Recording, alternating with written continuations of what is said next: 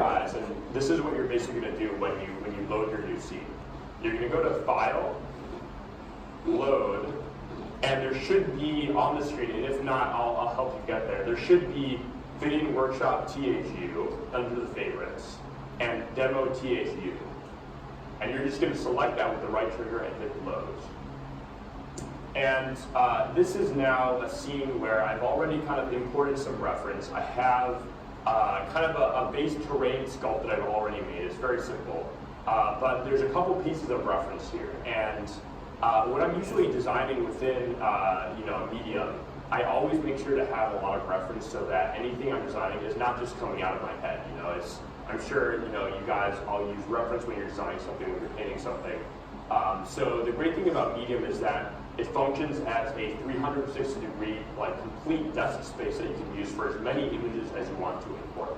So I've imported 2 images, and if you guys want to import more, this is how you would do it. You would hit down to bring up the layers, and next to where you have the Add Sculpt layer, you have an Add Image.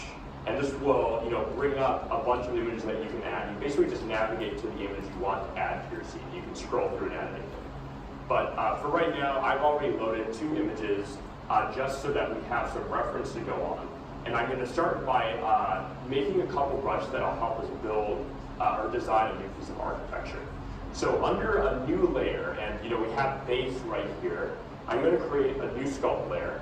And what I want to do is basically create a long plank so that we can start constructing some of the plank-like structures in this piece. So I'm going to press the cog, go to the line constraint tool, and the square tool is perfectly fine for this. And it can really be anywhere that we're doing this. It can be on the side. Now, if you notice, when I'm creating this, it's not exactly like a hard edge surface. It's pretty ragged right now. And the reason is that we're sculpting at a low resolution. Now, I think I came over to most people and showed you guys how to increase the resolution. But if this happens to you, you want to press down and make sure you select the layer that you want to increase. And if you look at your left hand, you'll just increase the resolution. Now you'll see each time you increase this, the boxes will get smaller and they'll multiply. That's kind of how you can judge how high resolution your piece is. So what I want to do is, using the constraint tool, just take a slab of this away, and now we have a very simple plank. So I'm going to select this like it's its own layer, and on my left hand, there's the stamp shortcut under layer. So this is what you can use anytime you want to basically create a stamp out of any sculpting pad. I could actually turn this entire landscape into a stamp if I wanted to. But as soon as I click that button, you'll notice that you now have that stamp available to you in your right hand. You can use it to take away form, to add form, pretty much anything. So one thing I really like to do when I'm designing architecture, you guys don't have to do this, but a great way to approach it is for me to make kind of like a wireframe of the forms you're going to build. So I think we still have, no we don't. So I'm going to make a new layer. We have a new layer now, and I'm going to start sculpting everything. You see that we don't really have that much material right now, so I'm going to, again, increase the resolution.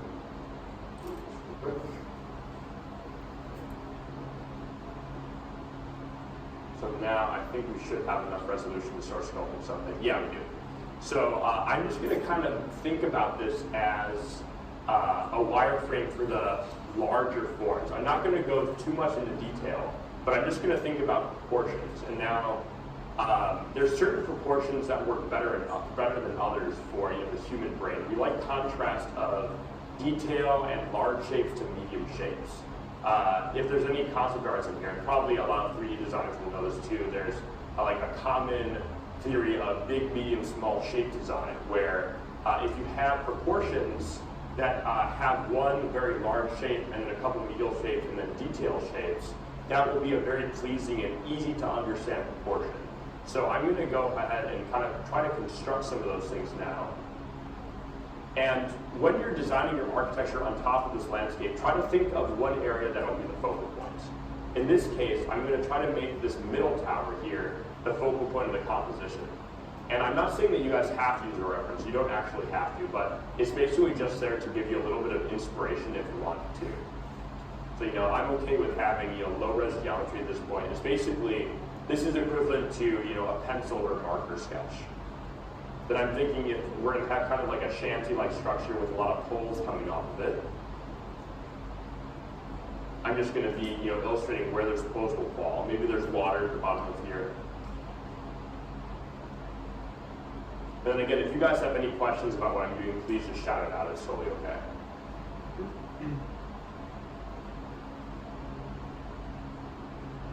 So then I'm going to drag these down here, and you see that all the forms I'm adding, they have an angle in them that leads you up to the top. So that's another kind of compositional thing that I'm thinking about is the forms that I'm adding, I want them to draw your eye.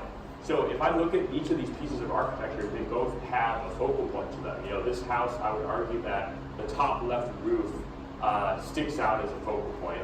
And for this piece of this windmill, I think the shape in the center, the triangle shape on the top, that kind of sticks out as a focal point. So all the shapes in these two compositions push your eye towards that direction. So that's something that I'm really trying to mimic here.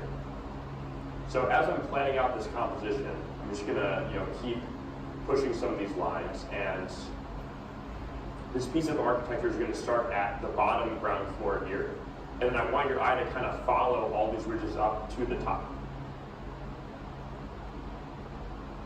Now, a couple people asked me if we could change materials and make something reflective, and we absolutely can. So when I'm done with this little sketch here, I'm going to then change the material. So to do that, I will go to my layer palette or the scene graph by pressing down. I'll select the layer. And then if we go to settings, you'll have the actual material information. So depending on what you want, you can change the diffuse color, the specularity. You can make it into metal. So now it's more like metal texture. And this will affect everything you paint on top of it too. So I saw some people were painting as well. But you can make it pretty much anything. For the purpose of this demo, I want to make sure this kind of looks like wood, because we're kind of mimicking these wood structures. So I am going to leave it as a default matte material. But say that this is most of our sketch. Maybe we want a little bit of a larger shape at the top. So I'm going to try to mimic this windmill then, because I like that triangular shape at the top. And while I'm doing this, I'm making sure to increase and decrease the brush stroke size. So if there's any points where I need to make it larger, it's very, very easy for me to.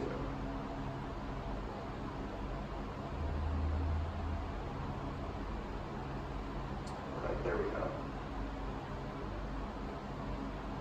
So that's enough for me to really understand the gesture of the composition. It can definitely get more complex than that, but as like a base sketch, this is kind of something that I'm happy with. And because it's such a rickety structure, having these edges that stick out is totally okay. We'll be definitely going into design more of how this building is constructed as well.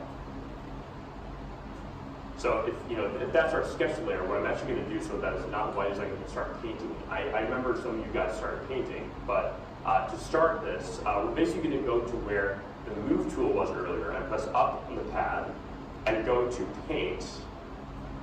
And that's going to change our right hand into a paintbrush. So now you can see that we basically can color this any color we want to. So by default, it'll be the spray can. You can decrease the size to be more accurate if you want in specific areas. But I'm going to press this color wheel here, and it's going to pick up this obviously color area. So you can then select any color that you want. For me, I'm going to try to match it to one of these, so it's going to be fairly dark, like a dark wood material. And then I can start painting it. Maybe that could be one section of it that I maybe want to make a couple areas a little bit lighter.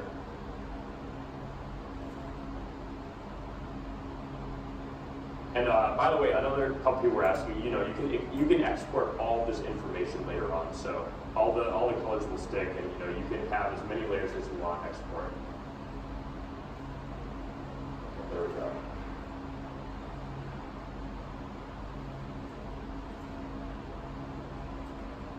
So now that's my sketch layer done. If I want to start actually designing on top of this, I'm going to go back to my scene graph, and I'm going to add a new layer. I'm going to call this one sketch, so you can actually click a layer and then rename it. Call this one sketch. you basically use your trigger again to select which elements you want to add. And also I noticed that our lighting scenario is a little bit ambient, so I want to change that. So if I go back to the scene graph, you have your light right here, and you can see it up here in the corner. And basically you can grab it and kind of manipulate anywhere you want it to go. Now if some of you want a little bit less ambient light in your scene, you can also turn off the background so that it's just dark and increase the size of the sun and everything like that. So if I want to do that, it's also under the scene graph, like of the world, and I can play with the brightness of the sun, and I can also turn off the skybox and the ground plane. Some people might want the ground plane to be on, but for now I'm going to turn it off. So then that gives me a very easy way to understand the shapes and proportions of my sculpt. So now I'm going to start detailing this thing up. Add a new layer, and using that brush we made, and make sure it's a little bit higher resolution now, so that's low. Yeah, that's probably good. So now you can easily see the planks here. And I'm going to make this so that this color is a little bit lighter. The one that I'm going to be painting with will be a little bit more visible over the rest of the stuff we've already added. Yeah, that's good. So now I'm going to actually start going in here and planning out the whole design. So you can see it's pretty rough right now. And I'll start with the focal point. So I'm going to go in and reinforce all these lines.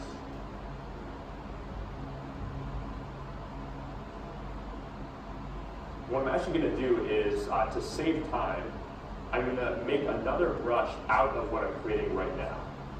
So, this is a really great technique whenever you have, say, a forest or a cityscape or any sort of civilization or large scale thing you're trying to make that you have a lot of the same sort of shapes in it. You can duplicate this and it'll speed up your workflow by a lot. Maybe this is good for now. I want to make sure it looks kind of sturdy so it can support itself. So I'll just drag that here. And then I'll go to this layer and I'll hit stamp. And now, that'll give me this whole thing where I can actually plug this in along the entire image. So that'll start filling in kind of the bones of our shapes here, and we can make it pretty large or small. And maybe if I wanted to kind of be stretched out through the entire thing, I can then go to my move tool, and I want to make sure that so I don't hit any of the other layers at the same time. I select the green cog here, the green button, and turn on active layer only. So now, when I move something, it's not going to impact the other layers at all. You guys may have noticed that when you're physically moving it, it's going to drag it in an arc, but you can actually control that arc, so it doesn't always have to be a soft selection. If you hit the cog again, you can increase the inner radius. I usually for things like this, I like to have it close to 90. And what that'll do is you'll see that the inner sphere has gotten larger. That will make it so that you can drag it out and it won't really create an arc so much. It'll actually just drag out the geometry as it is, kind of like a smudge at 100% in Photoshop. Yeah. I'm going to go back to adding some more of these towers around. And a really good way to add scale is to add the same element that you've added before to composition at a much smaller size. So if I want this thing to feel truly massive, and I already have the same shape in there, if I go ahead and add these things very, very small, it's going to make this thing appear, huge. This is a very quick way to start adding kind of the bones to our structure here. Another thing that's pretty cool is if I then drag this, you'll see that it gives kind of the impression that there's a ton of planks rather than just a couple. So if I ever want to start making larger walls in this structure, that's a great way to do it.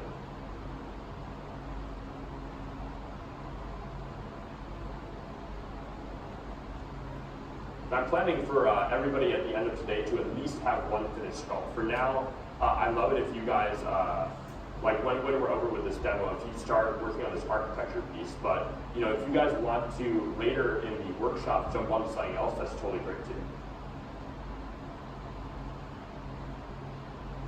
Now, in terms of shapes and proportions, while I'm doing this, the big, medium, small proportion, that doesn't only just apply to the major shapes of your piece, it also applies to the smaller shapes. So when I'm designing, little pieces like these areas over here, I want to still consider that the shapes I'm adding, the detailed shapes, contrast well with the other shapes. So how to determine that is if I'm looking at this area right here, you have shapes that are divided right in half, and actually that is something that's not as nice. This over here is a better proportion, and the reason is that the contrast of the shape is not 50-50, it's more like 70-30. And that'll just make it a little bit more interesting. It's almost like if you picture this entire thing divided up into micro compositions, and each time you improve one of these shapes, the dynamic structure of your entire piece gets better. So, whenever I'm designing something, that's something that I always keep in mind, is like, how do all the shapes in my compositions relate to one another? So I'm going to take that down a little bit. You can see that we can start suggesting having like intersections to this piece of architecture where, guards could be walking in. And at a later time, I think after the next demo, I'll be adding some characters to this piece as well. So we're actually going to be adding in some figures and showing how this structure would actually work.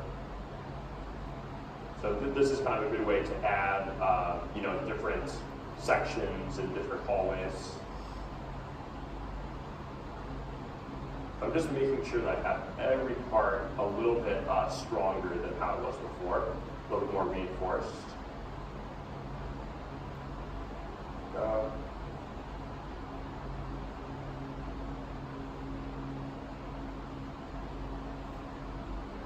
Okay, so right now, that's starting to feel pretty good. It feels way more solid than before. We've only been sculpting for like, 10 minutes or something. So you can see, like, if I was trying to do this normally, in another application, it would be a lot harder. It would take a lot longer. So this is already something that, if I was going to present a sketch to like a production designer, this is almost to the level I'd want it to be at, because it shows the proportion, it shows how the structure is built, and it shows overall the design. But we're definitely going to take it farther than this. I'm going to start adding rooftops. So you have a lot of great rooftops to choose from. But to do that, I also want to make another brush or another stamp, because that'll save us again a lot of time. So to do the rooftops, I'm again going to switch the color so that it appears a little bit different. And the rooftops in this case are going to be a much darker color, so that we can kind of differentiate it from the other pieces. So I'll click down again and make a new layer. And this time, increase the resolution. I'm going to hover over one of these cubes that I've created. Let me increase that a little bit more. And I'm basically going to twirl this around in a circle. So we now kind of have a hut-shaped roof that we can add to anything. Another thing, if you guys ever want to scale a piece of geometry, because we're going to be having pretty complex scenes, if you do have a layer selected like this, you want to hold the bottom triggers and drag it out, and that will actually increase the size or decrease the size of the individual piece. So that's a really easy way to structure your image. Feeling like this is maybe a little bit too dark, so I am going to paint over this and increase the color a little bit. Now, if I want to sample that color, you have the sampling tool right here, so I can then get the closest color and then just drag it up a little bit. Yeah, and that's just about right. So for this roof, because it's going to be featured all over the image, I want to make sure that we add a little bit more detail to it than what we have now. So I actually might increase the resolution one more time. So it's good to think about these things in advance, because you don't want to just add things willy-nilly. You want to think about how it's actually going to impact your piece later on. So when I'm designing architecture, I'm really thinking about the structure behind everything. Like how this is supported, how the people actually built it. If it has shingles or something like that. And then maybe I'll switch tools now to the sphere tool to add a couple other sections to it. And I think for these new sections, like I'm thinking of it as a secondary shape we can add. I'm just going to sculpt a few things on top of it. So maybe there's, you know, a ring at the top. This has, you know, smaller panels or details on it. And again, I'm treating, you know, even something as simple as this rooftop. I want to try to get those secondary shapes involved with it. So I want there to be a focus involved with it and for your eye to kind of travel along this as if it were a composition. So at the ends of these, I'm going to, again, add that secondary material.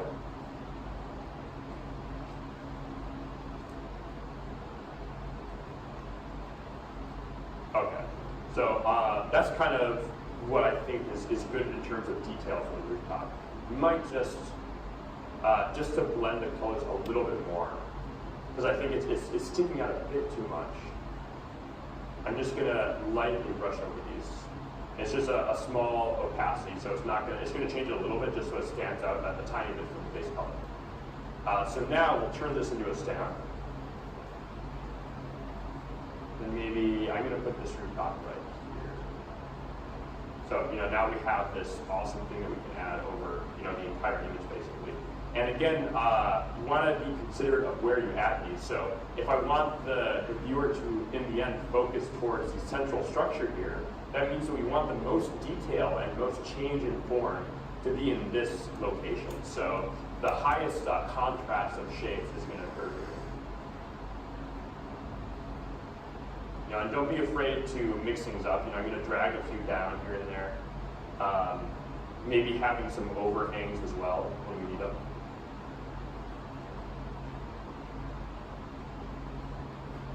No, I think that looks kind of interesting, but it could be cool to even drag it out a little bit farther.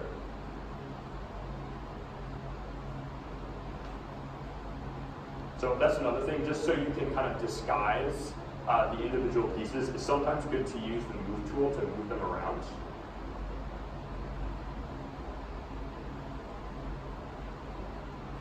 And it's a very fast process.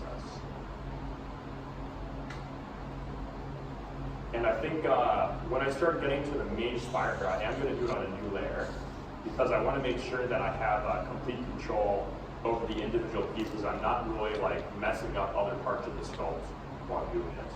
Because I'm kind of thinking that when I start to move some of these huts around, I want to make sure that the move tool isn't impacting other pieces of my sculpt. Again, if you guys have any questions, it doesn't even have to be about this specifically. It could be about design process or you know, what directors of production designers want to see within the architecture. Just, you know, shout it out, and if I don't hear it, just say about it. Actually, one question. Yeah. When it comes to handing over the data to, let's say, Maya or any, let's say, classical polygon working suit, can you like convert it into like classic OBJ or FBX? Like how does this work? Are you talking about exporting? Yes. Yeah, you can export it in both OBJ and FBX. So I'll show you guys really quick how the export works. When you click this yellow button, the same one to save something, and you go to File, Export, you can then see how many triangles are in your mesh, and you can resize, you can take down the amount of triangles, and you can choose if you want to have vertex colors, textures, and OBJ or FBX format, or both. You can export them both at the same time. Yeah. Thank you. No problem. Okay, so now I'm going to start construction on the main tile, so I'll have this in the new sculpt. And I think for this middle section, because I want it to look really interesting, I am going to give the top section a little bit more detail.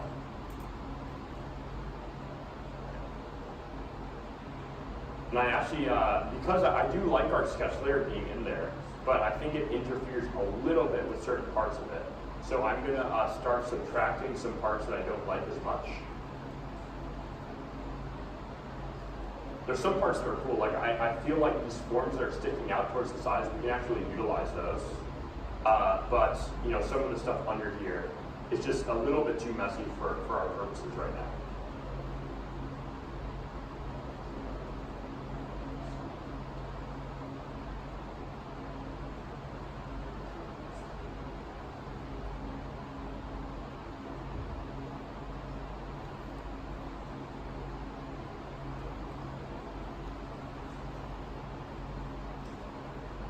Okay, so I'm gonna start building up these, and I feel like as we kind of move up the central tower, these huts will get a little bit larger.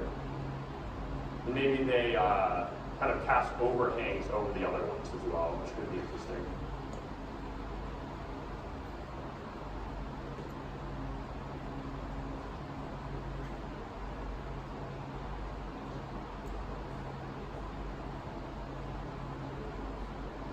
I'll have a third one up here. And another thing to kind of keep in mind while you're doing this is, I just made a shape that was a little bit too large, and you see if I were to make a big one right here and look at it from afar, it kind of messes up the read of the image. It kind of changes where the focal point is. And basically what you don't want to have happen is you don't want two very large shapes to be competing. If you do that, it will kind of throw off the balance of your composition. You want everything to kind of lead up towards the final shape. And if you don't have that kind of ratio going on, it'll actually take the viewer a little bit longer to understand what's happening in the image. Oftentimes in film or game, a lot of people say you have to prioritize the read of the image, and basically what that means is how long does it take someone to understand what you're trying to convey. So if I were to make more random and disorganized shapes, it would actually take longer for people to understand the information I'm trying to convey, like what this structure is made out of, how it is built. And a lot of times these things can actually be subconscious. It may not be something that you literally think about, but it has to do with the immersion of how you relate to the image. So similar things to a movie, like if something in a movie isn't grounded enough for you, if something isn't, if your mind is kind of disagreeing with it, maybe it's that the design of a car just doesn't make sense. It's not something that you always can realize on the surface level. It can be in your subconscious. For instance, I'm sure there's a lot of people here who have studied anatomy for a long time and really know how it works. But then I'm sure there are other people, kind of like me, who haven't done as much anatomy studies, but you can still tell when a figure has something wrong with them. It's not something where you know exactly what muscle it is, but you can still tell that something's up with that. It's similar when you're designing architecture, designing vehicles, something like that. Your brain, because we're so used to seeing things on a daily basis behave a certain way in our world, the more different it gets from that, the less immersion you have. And this literally happens everywhere. It could be, with any section of entertainment. Okay, so you see, I'm trying to build up this gentle arc until we hit our final shape up there. And obviously I'll have more of the husk in this middle area, be more detailed as we go on. So there we go.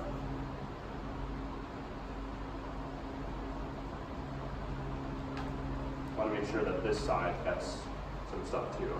And I don't expect you guys to think about all the areas of your design, but something that's fun for me when I'm doing a big image like this is to actually I should save this first, is to think about all the different areas of the design and what their actual function and purpose is. So, say that this area here is like a long hall that you can take to ascend to the top of the tower. Maybe down here it is like a little dock where there's some shifts that we can add later.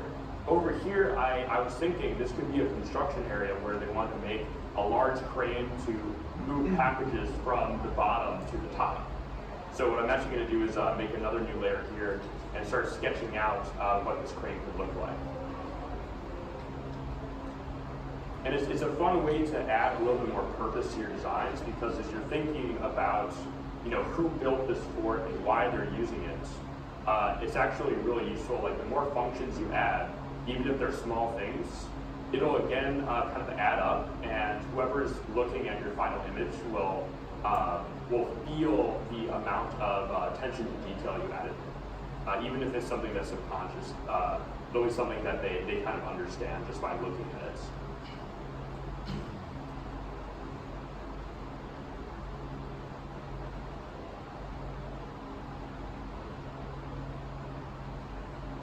So this is a situation where like the line constraint tool will be very useful, because there's a certain time where you can kind of guess where all this stuff is, but it's also, there's times where you need to be more accurate with your shapes. So I think actually constructing the individual planes here will help you a lot. make sure I sculpt this from all angles, so I'm not just seeing it from one side, but it actually has support from each side. We have two in the back as well.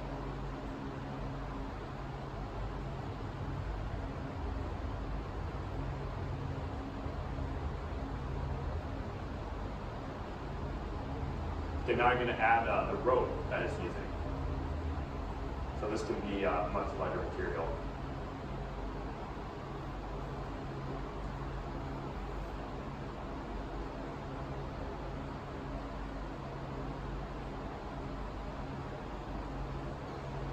You know, again, if you ever see that where it's you're painting, but there's only little pieces coming out, it means that you need to increase the resolution a bit more. Yeah, so even more than that. There we go. Is there a way to snap those lines to an axis?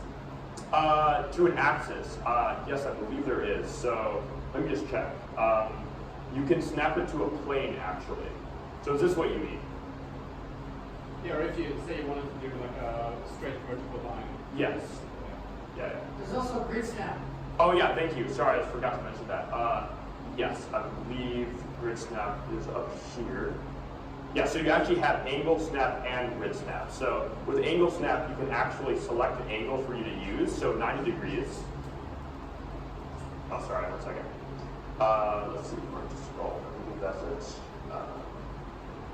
No, I haven't used grid snap as much, but you can. I mean, I haven't used angle snap as much. But when you turn on grid snap, it should appear. Yeah, so you can now see there's dots all around here where you can choose which angle you hit from the dots. So someone was asking earlier if you can how to determine where your sculpt is on a grid. So this is a great way to do it. And I believe. Yeah, you can control how large the spacing is in between the grid too. So we can make it really, really small as well. There we go. Oh, looks like I missed this a little bit. So I'm just gonna rotate this.